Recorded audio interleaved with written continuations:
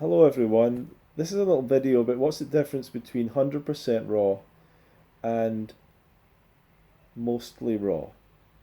What is the difference?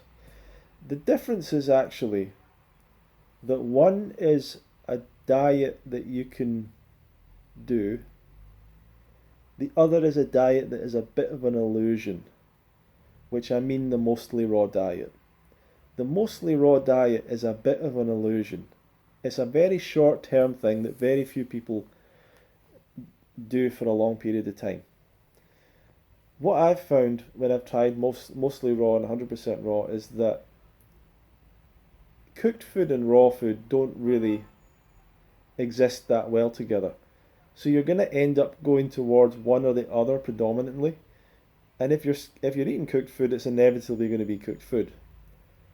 For you to wake up every day and have the discipline to eat raw food for a certain amount of time and then change to a small amount of cooked food at some point, or to have days when you go raw and days when you include a little bit of cooked food, that's an illusion. That's not going to happen.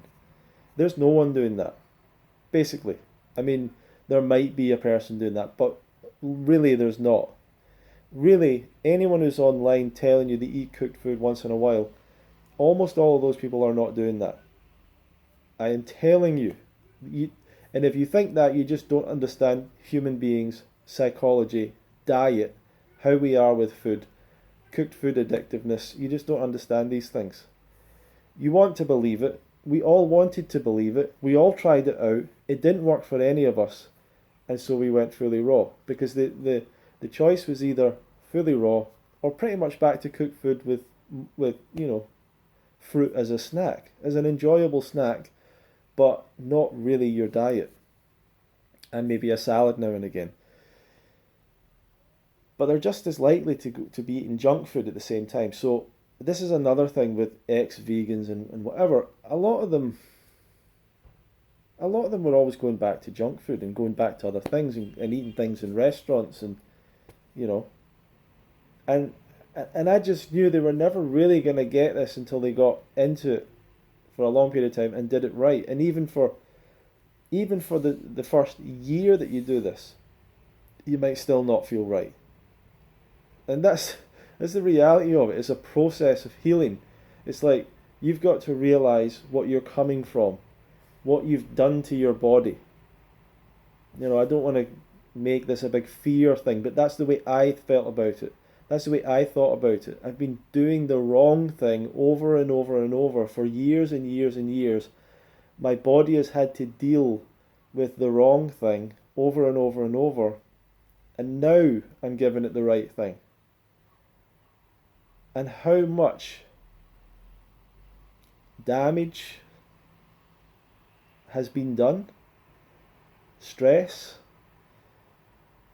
how much is the body adapted and it needs to adapt back, so I, you just don't know.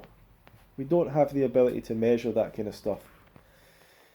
Um, so it can take a long time. You should feel initially a lot different and a lot better, but you could go through a period where you just don't feel that great for a long period of time, and you really want to go back to cooked food. You're desperate to, and the only thing that will make you keep going is if you're really um, inspired and motivated to do this, and you really believe it, and you really believe that it's right, and you've experimented with it, and you've felt it, and you really think, no, this is the thing. This is it. It is the best thing. It is. This is what my body is looking for. So, it takes time. 100% raw diet is, to me, the correct diet of mankind. Raw vegan diet. Now, you could argue apes all eat some insects, some small mammals, but yes, they eat those things. But what we're actually completely undervaluing is that they live on fruit. They live on fruit. And for some reason, we undervalue that. For some reason, we don't, when you say chimpanzee, people don't think chimpanzees, they live on fruit. And they have a little bit of everything else. People tend to think, oh yeah, they hunt in packs and they kill other monkeys and eat them. People think that about chimpanzees. People wouldn't really know if you told them about what do orangutans eat, what do all these chimps eat. You would be like, you wouldn't be sure. You'd probably say, a bunch of stuff, nuts, leaves. Most people would say that. They wouldn't immediately say fruit. Well, they eat fruit. That's basically what they eat because they're frugivores. So for some reason we've forgotten that. We don't see that. We don't embody that. I don't know what it is, but we just don't take all that into account properly, and I don't know why. I think it's something in our denial. Such a weird thing. But yeah, that's really what I want to say. That's really what I want to say, I think. But when I was getting into this and I was trying on and off, and I would watch people and they would say the difference between 100% raw and, if you're doing 100% raw, you know the difference. It's only the people that do it that know the difference. And in many ways, I think the difference is actually very simple. But the truth is that I forget what it's like to not be 100% raw. I forget what it's like to eat cooked food. And even if you eat a big pile of nuts or something, it doesn't really replicate it for some reason. I'm not sure why. Or if you were to eat something heavy or some like cooked, not cooked, but like dehydrated raw food, it still isn't the same thing as eating like a pile of potatoes and rice and stuff like that. To me, when I had been raw for a number of years and then had some cooked food, it was so strange to me that I couldn't. I was so unused to eating it. It was sticking to my mouth. I forgot how dry it was. It's so dry, it sticks to your mouth. It sticks to the inside of your mouth. Oh my God, this is so dry. That was one thing. Food was so dry. I remember what those things, falafels. Like, this is impossible to eat. There's just no. It's sucking up all the moisture. Like, there's no moisture in this thing, and I'm trying to eat these things. And then obviously with cooked food there's always salt.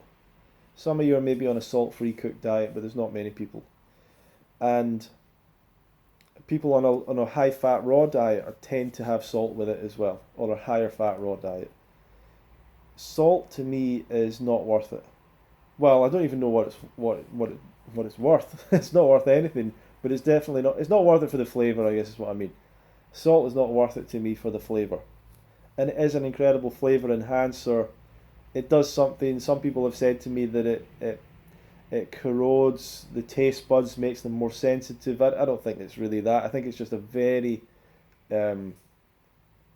diluted form of sodium that our taste buds can taste. I don't know, but definitely when you mix salt with things, it tends to bring out the flavour. When you have salt alone or salt with water, we would want to spit that out.